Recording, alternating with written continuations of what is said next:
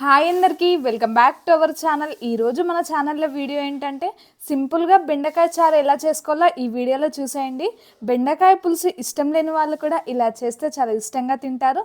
Taste కూడా చాలా బాగుంటుంది. మీరు ఇలా ఒక్కసారి అయితే ట్రై చేయండి.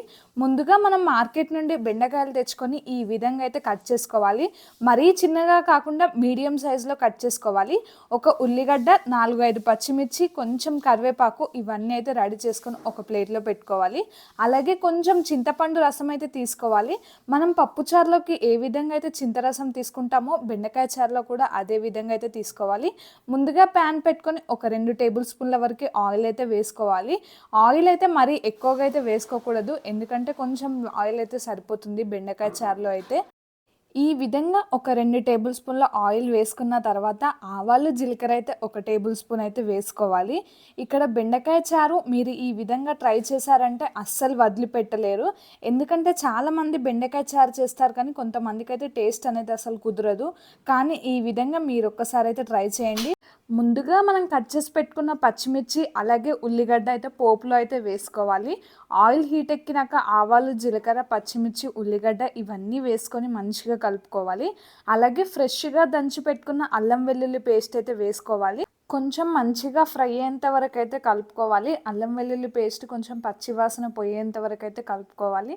అలాగే ఒక టేబుల్ స్పూన్ పసుపు అయితే వేసుకొని మంచిగా ఫ్రై చేసుకోవాలి. ఉల్లిగడ్డలు అయితే కొంచెం మంచిగా ఫ్రై అయితే టేస్ట్ అనేది చాలా బాగుంటుంది బెండకాయ చారులో అయితే. మీరైతే ఈ విధంగా ఒకసారి తప్పకుండా ట్రై చేయండి. అలాగే బెండకాయ పులుసులో సీక్రెట్ ఏంటంటే కొంచెం మెంతి పొడి వేసుకుంటే ఆ టేస్ట్ అనేది చాలా బాగుంటుంది. ముందుగా మనం కట్ చేసి పెట్టుకున్న బెండకాయ ముక్కలు అయితే వేసేసుకోవాలి.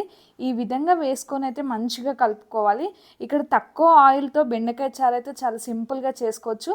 ఎక్కువగా ఆయిల్ వేస్తే టేస్ట్ వస్తుందని అస్సలు అనుకోవద్దు. కొంచెం తక్కువ ఆయిల్తోనే ఈ విధంగా చేసుకుంటే టేస్ట్ అయితే చాలా బాగుంటుంది. కొంచెం కరివేపాకు పైన యాడ్ చేసుకుంటే కొంచెం ఫ్లేవర్ అనేది ఎక్కువగా ఉంటుంది. ఈ విధంగా మనం కలుపుకున్న తర్వాత ఒక 2 నిమిషాల పాటు అయితే మూత పెట్టుకోవాలి. ఎందుకంటే ఇక్కడ మనకైతే బెండకాయ ముక్క అనేది కొంచెం తొందరగా ఉడకాలంటే ఈ విధంగా చేసుకోవాలి. ఇవన్నీ వేసుకున్నాక ఒక 2 నిమిషాల పాటు అయితే నెమ్మదిగా కలుపుతూ ఉండాలి. ఈ వీడియో లాస్ట్ వరకు చూడండి, మీ అందరికైతే ఈజీగా అర్థమవుతుంది. బెండకాయ ముక్కలు అనేది కొంచెం ఫ్రై అవ్వగానే ఒక 2 లేదా 3 టేబుల్ స్పూన్ల కారం అయితే వేసుకోవాలి. మీ టేస్ట్కి సరిపడ కారం అయితే వేసుకోండి. ఇక్కడ 2 టేబుల్ స్పూన్ల కారం అయితే వేసుకున్నాము.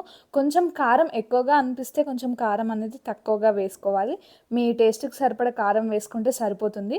అలాగే మనం చింతరసం తీసుకున్నాం కదా, అది వేసుకుంటే సరిపోతుంది.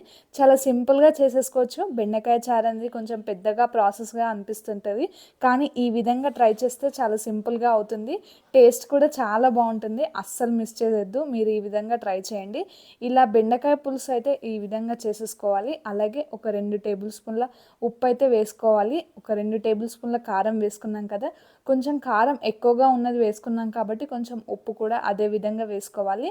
ఇలా మనం లాస్ట్లో మళ్ళీ కరివేపాకు యాడ్ చేసుకుంటే టేస్ట్ అనేది చాలా బాగుంటుంది. ఇక్కడ మనకి పులుసు మరిగిన కొద్దీ టేస్ట్ అనేది కొంచెం ఎక్కువగా ఉంటుంది. చిక్కగా అవుతే పులుసు అనేది టేస్ట్ అనేది చాలా బాగుంటుంది.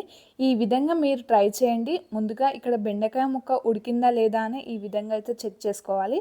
ఆ తర్వాత ఉడకకపోతే ఒక 2 నిమిషాల పాటు అలాగే స్టవ్ పైన అయితే పెట్టేసుకోవాలి.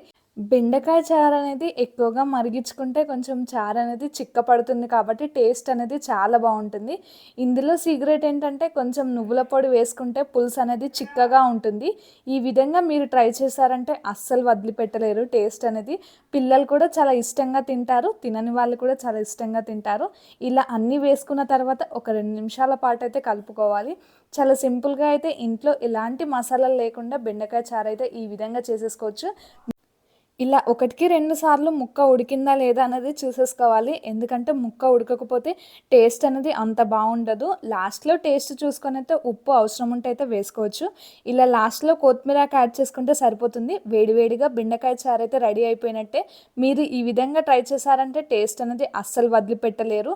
మీరు తప్పకుండా ఈ విధంగా అయితే ట్రై చేయండి. ముందుగా చాలామందికి అయితే బెండకాయ చారు అనేది ఇష్టం ఉండదు, కానీ ఇలా ట్రై చేశారంటే చాలా ఇష్టంగా తింటారు. మన ఛానల్ని కొత్తగా చూస్తున్న వాళ్ళు వెంటనే సబ్స్క్రైబ్ చేసుకొని ఈ వీడియో చూసాక ఒక లైక్ ఇచ్చి కామెంట్ చేయండి.